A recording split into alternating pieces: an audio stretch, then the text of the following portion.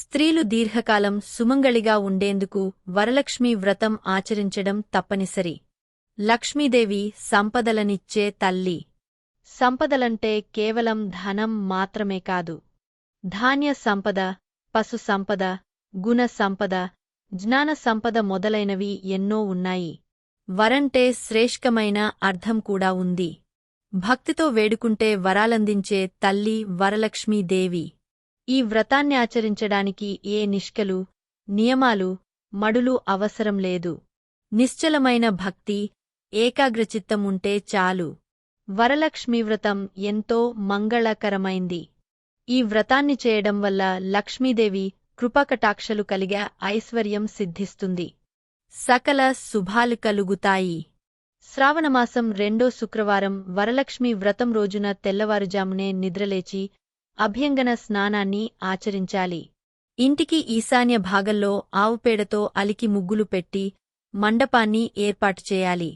శ్రీవరలక్ష్మి పూజ సామగ్రి: పసుపు, కుంకుమ, గంధం, విడిపులు, పూలమాలలు, తమలపాకులు, ముప్పే, వక్కలు, ఖర్జూరాలు, అగరవత్తులు, కర్పూరం, చిల్లర పైసలు, తెల్లని వస్త్రం, రవికల గుడ్డ, మామిడి ఆకులు, 5 రకాల పండ్లు, అమ్మవారి ఫోటో, కలశం, కొబ్బరి కాయలు, తెల్లదారం లేదా నోము దారం లేదా పసుపు రాసిన కంకణం, ఇంటిలో తయారుచేసిన నైవేద్యాలు, బియ్యం, పంచామృతాలు, దీపపు కుందులు, ఒత్తులు, నెయ్యి.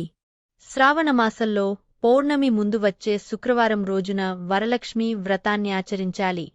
ఆ రోజున వీలుకాకపోతే తరువాత వచ్చే శుక్రవారాలలో కూడా ఈ వ్రతాన్ని చేయకోవచ్చు. వరలక్ష్మీ వ్రతానికి ఆదిదేవతైన లక్ష్మీదేవి ఒకనాటి రాత్రి సమయంలో చారుమతికి కలలో సాక్షాత్కరించింది. సువాసినులందరూ చేసే ప్రాభవ వ్రతం. శ్రీ వరలక్ష్మీ నమస్తు వసుప్రదే, సుప్రదే. శుక్రవారం రోజున జరుపుకునే వరలక్ష్మీ వ్రతంతో ధన, కనక, వస్తు, వాహనాది సమృద్ధులకు మూలం. శ్రావణ శుక్రవార వ్రతాలతో పాపాలు తొలిగా లక్ష్మీ ప్రసన్నత కలుగుతుంది. వరలక్ష్మీ వ్రతం కథ. వరలక్ష్మీ వ్రతం విశిష్టత. పరమేశ్వరుడు పార్వతికి చెప్పిన గాథ. వరలక్ష్మీ వ్రతాన్ని ఆచరించే రోజున ఉదయాన్నే లేచి తలస్నానం చేసి ఇంటిని శుభ్రం చేసుకోవాలి. ఇంట్లోని పూజా మందిరంలో ఒక మండపాన్ని ఏర్పాటు చేసుకోవాలి. ఈ మండపంపైన బయ్యపు పిండితో ముగ్గువేసి కలశం ఏర్పాటు చేసుకోవాలి. అమ్మవారి ఫోటో లేదా రూపును తయారుచేసి అమర్చుకోవాలి. పూజా సామగ్రి: తోరాలు, అక్షతలు, పసుపు. గణపతిని ముందుగానే సిద్ధం చేసుకుని ఉంచాలి. తెల్లటి దారాన్ని 5 లేక 9 పోగులు తీసుకుని దానికి పసుపు రాయాలి. ఆ దారానికి 5 లేక 9 పూలు కట్టి ముడులు వేయాలి. అంటే 5 లేక 9 పోగుల దారాన్ని ఉపయోగించి 5 లేక 9 పువ్వులతో 5 లేక 9 ముడులతో తోరాలను తయారు చేసుకుని పీఠం వద్ద ఉంచి పుష్పాలు, పసుపు, కుంకుమ, అక్షతలు వేసి తోరాలను పూజించి ఉంచుకోవాలి. ఆ విధంగా తోరాలను తయారు చేసుకున్న తరువాత పూజకు సిద్ధం కావాలి. అదో నిర్విఘ్నేన వ్రత పరిసమాప్త్యర్థం గణపతి పూజాం కరష్యే. వక్రతుండ మహాకాయ కోటి సూర్య సమప్రభ నిర్విఘ్నం కురుమేదేవో సర్వకార్యేషు సర్వదా ఆగచ్చ వరసిద్ధ వినాయక అంబికా ప్రియనందన పూజాగృహాన సుముఖ నమస్తే గణనాయక అని స్తుతిస్తూ గణపతిపై అక్షతలు చల్లాలి. యథాశక్తి షోడశోపచార పూజ చేయాలి. అంటూ స్వామిపై పుష్పాలు ఉంచాలి. గాయత్రీ మంత్రాన్ని జపిస్తూ నీటిని నివేదన చేసి చుట్టూ జల్లుతూ సత్యం త్వర్తేన పరిశించామి, అమృతమస్తు, అమృతో పస్తరనమసి, ఓం ప్రాణయ స్వాహ, ఓం ఆపనయ స్వాహ, ఓం వ్యానయ స్వాహ, ఓం ఉదానయ స్వాహ, ఓం సమనయ స్వాహ, ఓం బ్రహ్మేణ్య స్వాహ గుడ సహితఫల నివేదనం సమర్పయామి. మధ్య మధ్య పానీయం సమర్పయామి. నీటిని వదలాలి. ఓం శ్రీ మహాగణాధిపతయే నమః తాంబూలం సమర్పయామి. తాంబూలానంతరం అచమనం సమర్పయామి. కర్పూరం వెలిగించి నీరాజనం ఇవ్వాలి. ఓం శ్రీ మహాగణాధిపతయే నమః కర్పూర నీరాజనం సమర్పయామి. నీరాజనానంతరం ఆచమనీయం సమర్పయామి. అనేన మాయాచరిత గణపతి అర్చనేన భగవతః సర్వాత్మకః శ్రీ గణపతిర్దేవత సుప్రీతసుప్రసన్న వరదాభవతు. మమ ఇష్టకామ్యార్థ సిద్ధిరస్తు. వినాయకునికి నమస్కరించి పూజ చేసిన అక్షతలు తలమీద వేసుకోవాలి. మహాగణపతి పూజను ముగించిన అనంతరం వరలక్ష్మీ వ్రతాన్ని ప్రారంభించాలి. వరలక్ష్మీ వ్రతం ఇలా చేస్తే అష్టైశ్వర్యాలు, అమ్మవారి అనుగ్రహం. అంభి కలశ పూజ.